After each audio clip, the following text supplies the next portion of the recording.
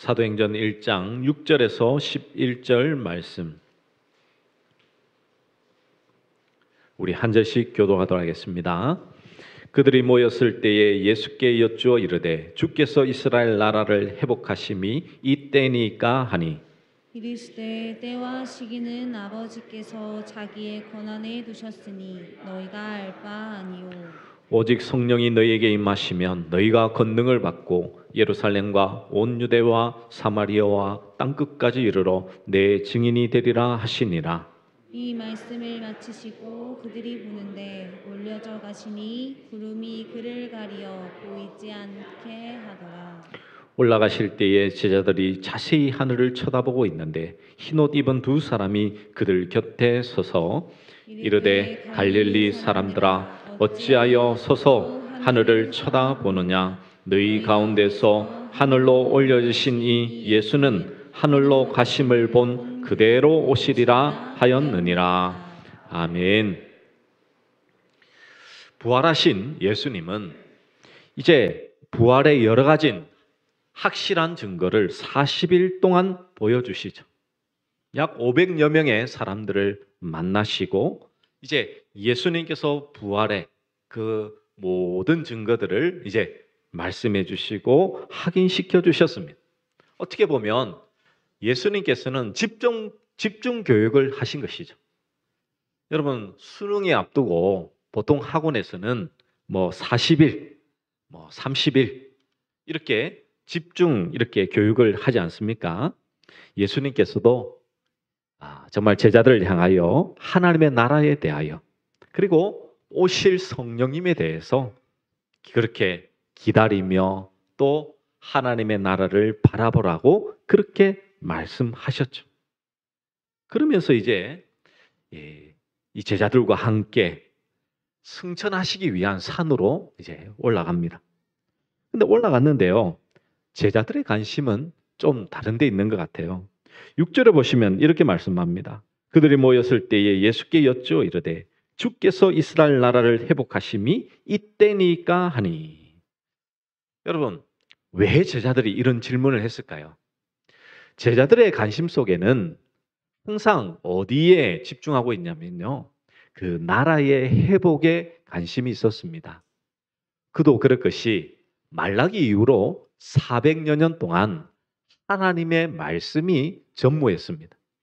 하나님의 말씀을 증거하는 이 선지자도 없었고요. 하나님의 그 역사도 이렇게 바라볼 수 없었어요.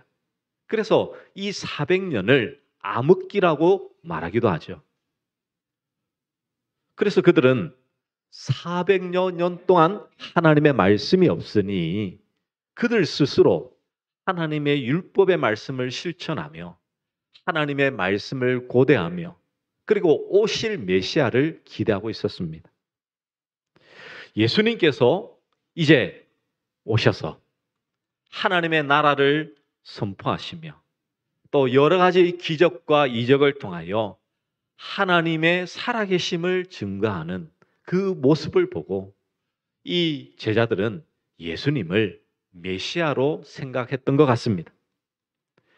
그런 가운데에 그들은 이 유대의 나라의 회복을 통하여 그들이 꿈꾸는 온 세상에 이 유대인의 나라가, 이스라엘이 가장 강력한 나라가 되기를 꿈꿨던 것이죠. 그도 그럴 것이 이 구약의 예언의 말씀을 통하여 메시아가 오면 온 나라를 회복하고 다스리고 고칠 것이다 라고 말씀하고 있으니, 메시아가 오셔서 우리 모든 나라가 이제 우리의 지배를 받겠구나, 그러면 나도 한 자리를 차지해야지 라고 생각하고는 항상 예수님 앞에서 예수님께서 이제 십자가에 달려 죽으신다라고 하는 그 말씀을 하시고 난 다음부터 제자들은 누가 크냐라고 서로 싸우기 시작했죠. 이인자의 자리를 누가 차지할 것이냐, 거기에 대한 관심이 많았던 것입니다. 그런 가운데에 이제 예수님께서 이제 하늘로 승천하시겠다, 마지막 이제 때가 되었다라고 하는 분위기가 잡히니까요. 제자들은 그들의 생각을 예수님께 질문한 것입니다. 예수님, 이스라엘에게 나라를 되찾아 주실 때가 바로 지금입니까? 그러면 나도 한 자리 해야죠. 그 마음이 가득 차 있는 것이죠. 그토록 예수님은 3년 동안 그들을 교육하고 훈련하였지만 그들의 생각은 여전히 세상적인 생각에서 벗어나고 있지 못하고 있더라는 것입니다. 그때 예수님의 이 대답은, 말씀은 무엇입니까? 우리 7절 말씀 우리 같이 한번 읽어볼까요? 7절 말씀입니다. 준비 시작. 이르시되 때와 시기는 아버지께서 자기의 권한에 두셨으니 너희가 알 바 아니요. 이르시되 때와 시기는 아버지께서 바로 자기의 권한에 두셨다는 것입니다. 이 말씀은 무엇입니까? 이스라엘을 회복하는 거, 때, 시기, 그거 너 관여할 거 아니야? 거기에 관심 두지 마. 여러분, 제자들이 이 질문했던 의도를 예수님이 몰랐을까요? 분명히 아셨죠. 그래서 예수님은 딱 잘라 말씀하십니다. 주님은 헬라어로요, 2가지의 시간을 사용하는 단어를 사용하고 있습니다. 때는 단순히 흘러가는 물리적인 시간, 24시간, 그 시간의 때, 크로노스를 사용하고요. 기한이라는 것은, 이 시기라는 것은요, 이 특별한 의미, 하나님께서 간섭하시고 하나님께서 함께 하시는 시간인 카이로스를 이렇게 사용하고 있습니다. 그러니까 이스라엘 회복이 언제 될 것인지, 어느 날짜에 될 것인지, 그리고 그 회복의 의미는 무엇인지, 그거 지금 너희들에게 가르쳐줘도 너건 몰라. 너의 권한이 아니야. 그거 알려고 노력하지 마. 그 회복의 목적마저 지금 너희가 기대하고 소망하는 것과 전혀 다를 거야. 그렇게 주님은 말씀하시는 것이죠. 이스라엘의 현실적인 회복은 예수님은 아예 말씀조차 안 합니다. 그러면서 무엇을 말씀합니까? 8절 말씀. 너무나 잘 아는 말씀이지만 이 말씀만 여러분이 자꾸 외우고 있으니까 이 말씀의 본래적인 의미를 여러분 잘 깨닫지 못하죠. 우리 8절 말씀 우리 같이 한번 함께 읽어볼까요? 시작. 오직 성령이 너희에게 임하시면 너희가 권능을 받고 예루살렘과 온 유대와 사마리아와 땅끝까지 이르러 내 증인이 되리라 하시니라. 아멘. 성도가, 제자가 가져야 될 마음, 그것은 오직 때와 시기는 하나님의 권한이고 너희는 오직 여기에 집중해. 그게 뭐라고요? 너희 성령이 너희에게 임하시면. 여러분, 여기에서 임하시면이라는 단어는요, 수동태입니다. 그게 무슨 말씀이냐면 성령님이 우리가 능동적으로 내가 성령님을 받아야지라고 해서 받는 게 아니라는 거예요.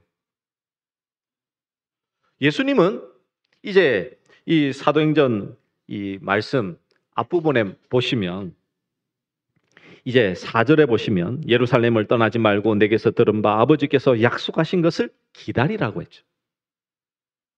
그리고 사도행전 2장 1절과 2절에 보시면 오순절 날이 이미 이르매 그들이 다 같이 한 곳에 모였더니, 그들이 기도해서 성령을 받은 게 아닙니다. 여러분, 말씀을 많이 읽고 기도를 많이 하면 성령에 충만하다? 아니요. 자꾸 우리 성령 하나님을 우리의 노력으로 부릴 수 있는 종으로 생각지 마십시오. 그들은 모여 있었어요. 그런데 하나님의 때에, 시기에 어떻게 했다고요? 2절에 호련히 하늘로부터 급하고 강한 바람 같은 소리가 있어 그들이 앉은 온 집에 가득하며. 그들이 성령님을 주십시오 간절히 원해서 성령님을 받은 겁니까? 아니요. 하나님께서 그들에게 성령을 주실 때에 그들은 성령님이 임하였던 것입니다.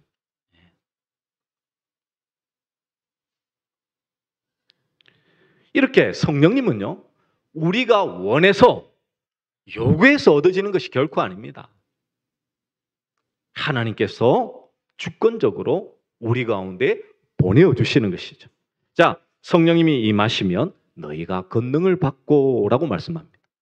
여기에서 권능은 듀나미스, 폭발적인 힘을 말씀합니다. 이 단어에서 폭탄이라는 단어가 등장하죠. 폭발적인 힘이 있어요. 원동력이 있습니다. 근데 여러분, 우리가 생각하는 이 폭발적인 이 힘, 성령님의 힘은 무엇이라 생각하십니까? 대부분 외부적으로 드러나는 은사를 생각하죠.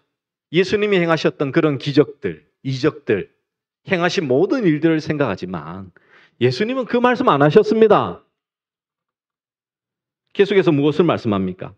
너희가 권능을 받고 무엇이라고 말씀하냐면 예루살렘과 온 유대와 사마리아와 땅끝까지 이르러 내 증인이 되리라. 예수님은 성령님께서 오시면 너희가 권능을 받는데 그 권능을 통해서 무엇을 행하냐면 바로 예수님의 증인이 된다는 거예요. 그 말은 무엇입니까? 성령 받은 증거는 다른 게 아니에요.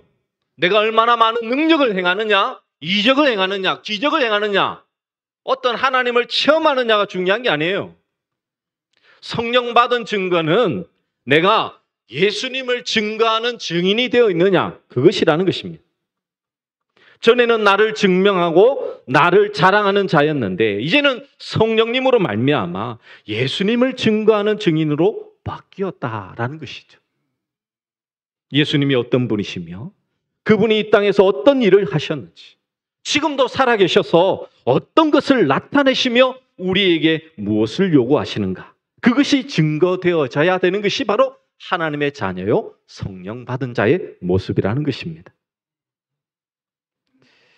그러나 우리가 증인이라 하더라도 제대로 증거할 수 있느냐 하면 그렇지 못한 것이 현실이죠. 그래서 성령께서 증거하게 하시는 것입니다. 우리의 연약함을 아시니까 하나님은 성령님을 통해서 예수 그리스도를 증거하는 그 사역을 행하시는 거예요. 행하시는 거예요. 우리가 예수님을 다 알고 믿는 것 아니죠. 은혜로 베푸신 것들을 알아가고 있습니다. 그런데 성경을 공부한다고 예수님에 대해서 다 알 수 있는 것이 결코 아닙니다. 오직 성령님이 임하신 자예요. 하나님께서 보내주신 성령이 그 안에 있는 자들은 예수님을 알고 예수님을 아니까 뭐 하는 것입니까? 증거하는, 증인된 삶을 살게 된다는 것이죠.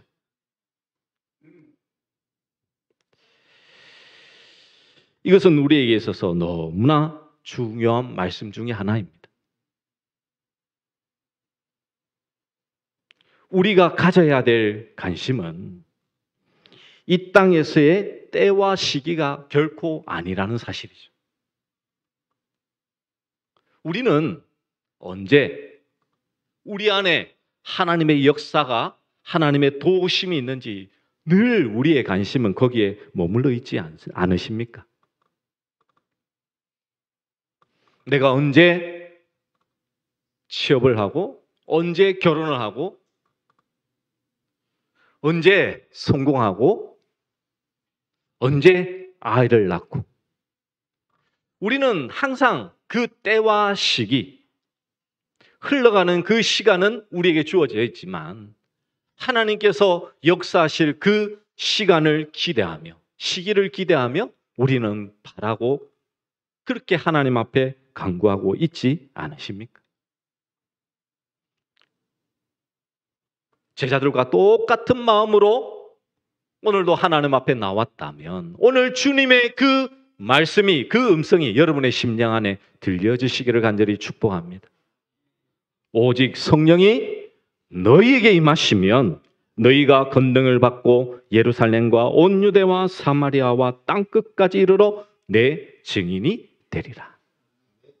오직 예수 그리스도를 드러내는 삶, 예수님을 나타내는 삶을 살게 되어 있다는 것이죠. 물론 사도행전에 보시면 제자들의 많은 이적과 기적이 나타납니다. 그런데 그것을 강구했나요, 여러분? 아니요. 예수님을 전할 때에 그 기적은 따라오게 되어 있더라는 것이죠. 하나님께서 행하실 때 행하고 안 하실 때는 안 하시는 거예요, 여러분. 모든 주권은 하나님께 있음을 우리는 말로는 고백하지만 우리의 마음은 늘 그것에 빼앗길 때가 참 많죠. 이 말씀을 하시고 난 다음 제자들은 어떤 반응을 하고 있습니까? 왜냐하면요, 예수님이 지금 하늘로 올라가시고 있거든요. 수많은 기적들을 3년 동안 다니면서 보았지만 하늘로 올라가는 것은요, 보지 못했던 것 같아요. 너무나 신기해서 하늘을 쳐다보니까 성경 말씀이요, 참 오묘합니다. 어떻게 표현하고 있습니까? 9절에 보시면 이 말씀을 마치시고 그들이 보는데 올려져 가시니 구름이 그를 가리워 보이지 않게 하더라. 하나님이 어떻게 하신다고요? 자꾸 쳐다보니까 구름이 가리워서 보이지 않게 탁 만들어 버리시. 그런데도 한참 동안 쳐다봅니다. 너무 신기하죠. 그리고 그 마음 한켠에는 뭔가 이렇게 아직 남아 있는 것 같아요.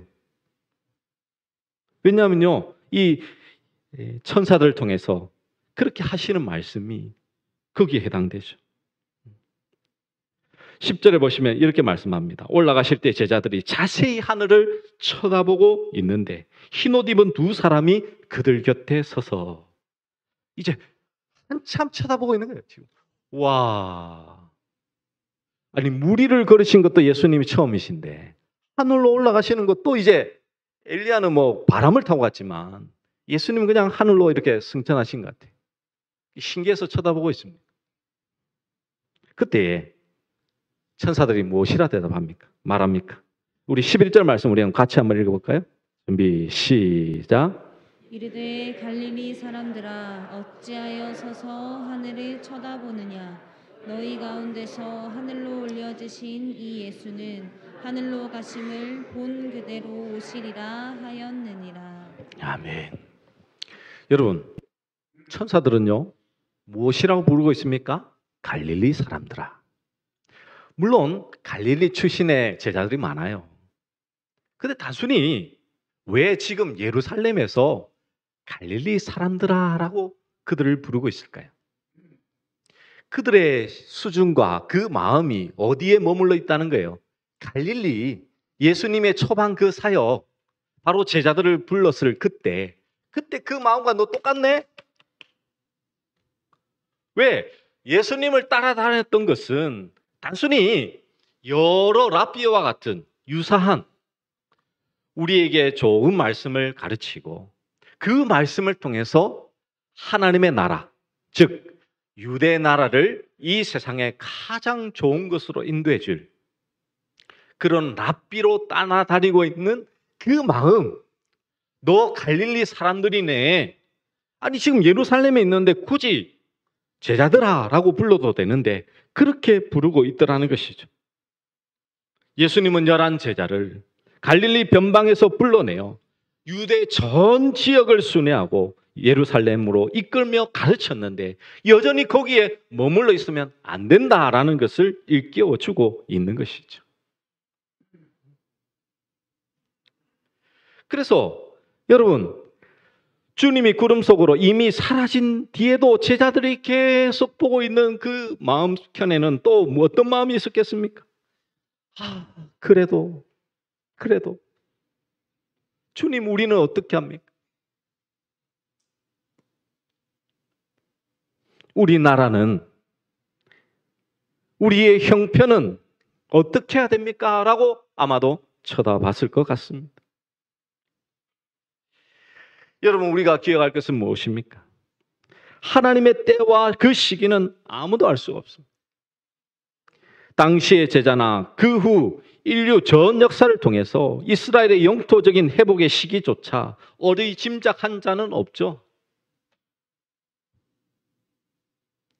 이스라엘의 나라는요, 참 신기합니다, 여러분.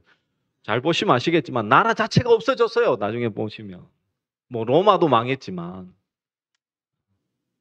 1900년이 돼서야 겨우 나라가 이렇게 뭐 회복되고 이렇게 돼 있고, 지금도 얼마나 많은 전쟁을 하고 있습니다. 그들이 그토록 이렇게 최우선을 하는 성전은요, 지금 빼앗겼지 않습니까?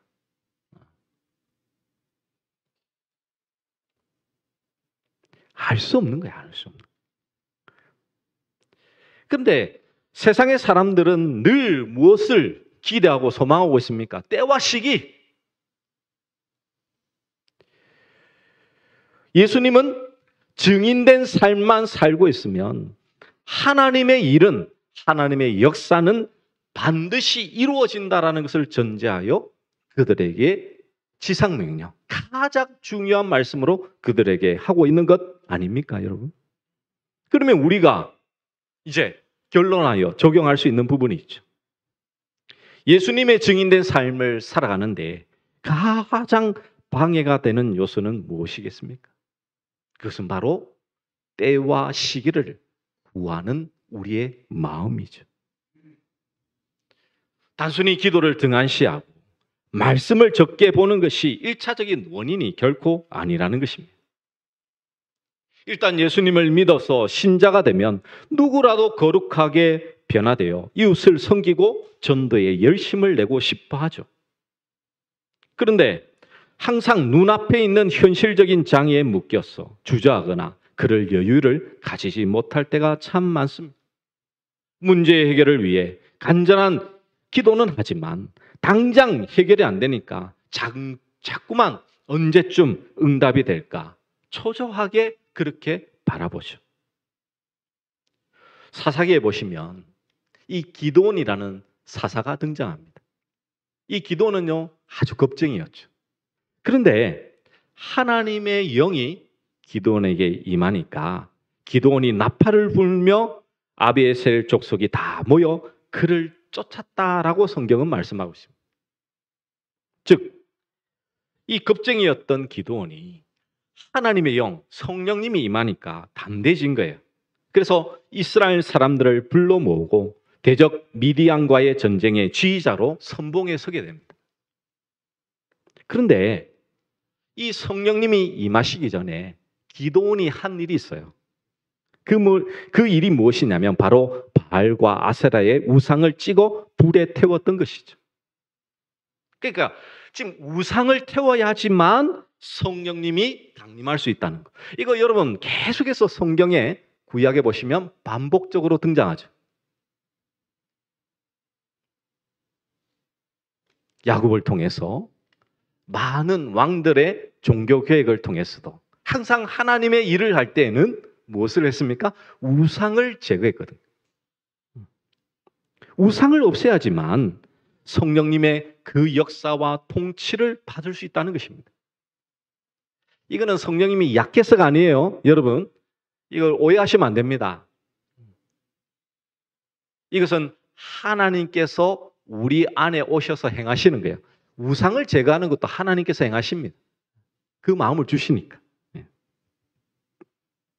그러니까 지금 예수님은 때와 시기에는 관심을 갖지 말고 성령을 받으라고 말씀하신 것을 오늘 기도원의 말씀에 빗대어 보면요, 어떻게 알 수 있습니까?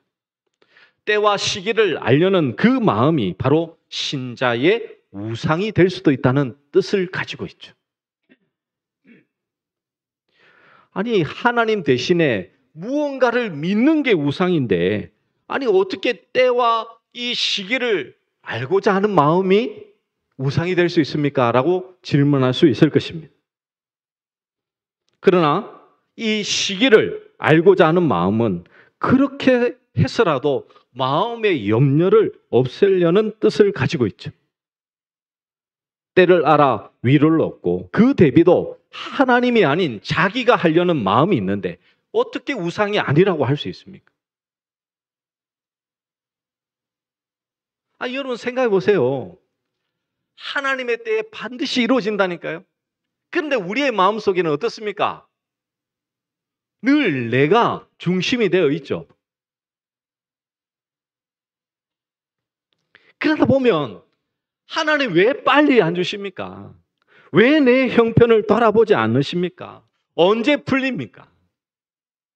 요즘 같은 시기에는요, 많은 사람들이 하나님 우리나라 어떡하나요? 언제 회복되나요? 그렇게 부르짖고 있지 않겠습니까? 내가 신앙생활 열심히 하면 하나님의 때가 형편이 급속히 풀릴 것이라고 기대하고 행하지만 전혀 그렇지 못하는 것을 보고 우리는 실망하고 마음이 무너질 때가 참 많죠. 근데 여러분, 주님은 우리의 그 마음을 모르시는 분이 아닙니다. 때와 시기를 알아야지만 그 마음의 평안을 얻고 그것을 붙들고 가려는 마음도 하나님은 너무나 잘 아세요. 그런데 하나님은 그거는 누구 권한이라고요? 하나님 권한.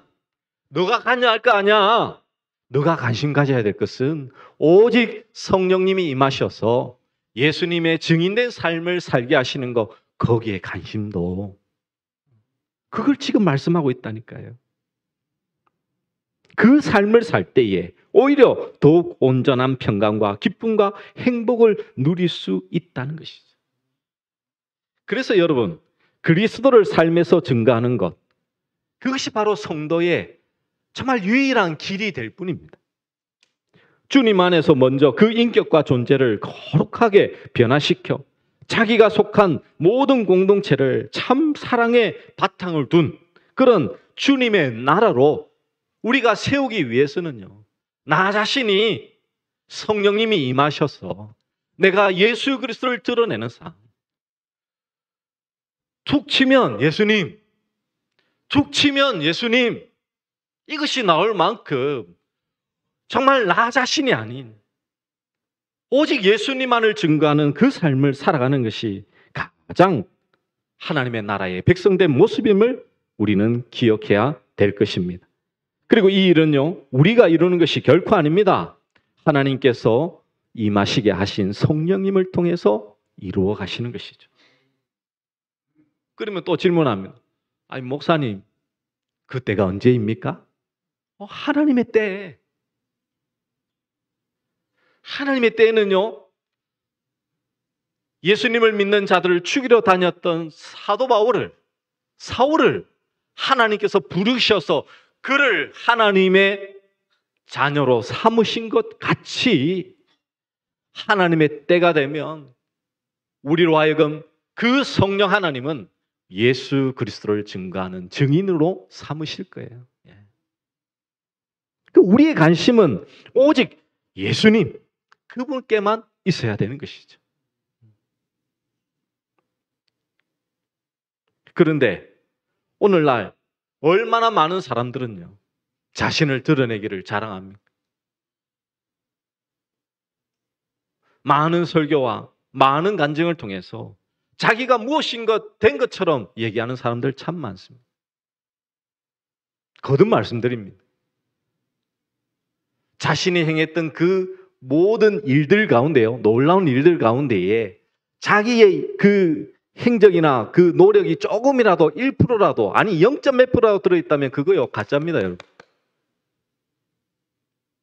가짜라니까요. 우리는 도구예요, 도구. 우리는 종입니다. 말로만 하나님께서 행하셨다는 것이 아니라 우리가 나타내고 증거할 거, 하나님께서 행하신 그 모든 일들에 그 모든 행하신 그 주체는 예수 그리스도밖에 없는 거예요. 예수 믿는 성도에게 더 이상 다른 신은 없습니다.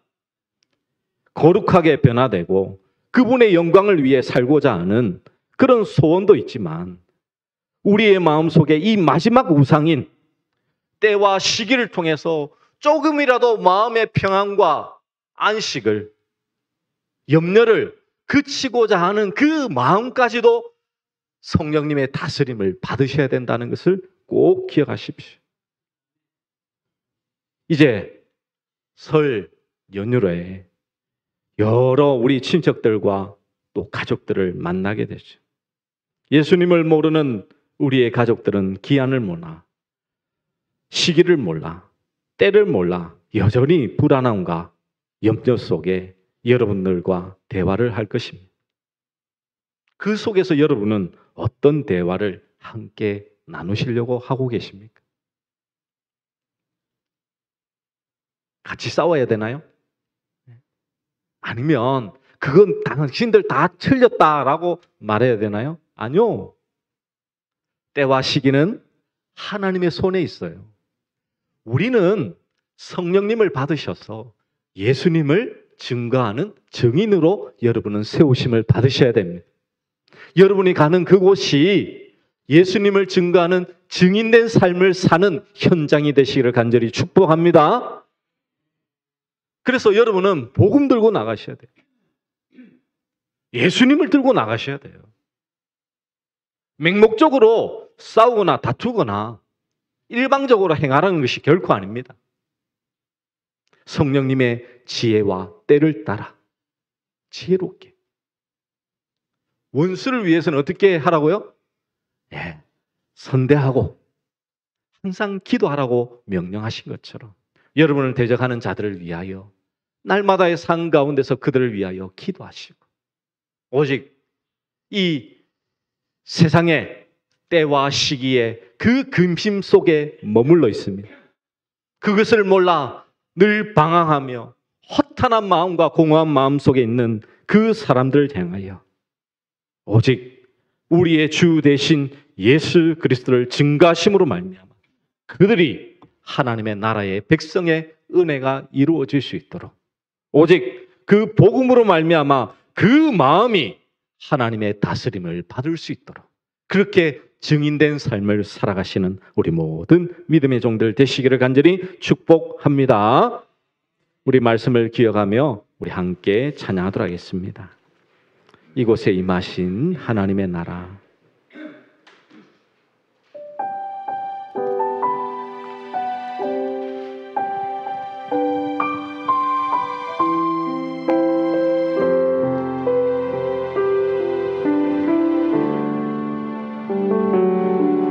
이곳에 임하신 하나님 나라, 가난한 마음으로 바라보리라.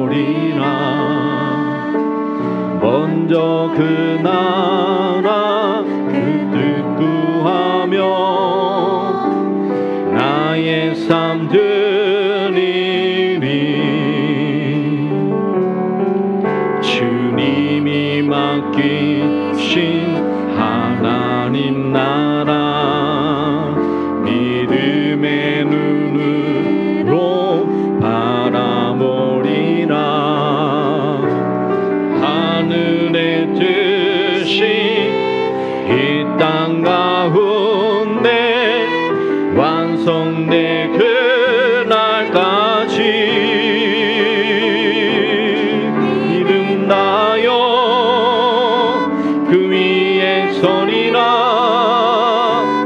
하나님의 나라는 무너지지 않으니 믿는다하여 그 나라 세워가리라. 주님 곧 오실 때 믿음 다하여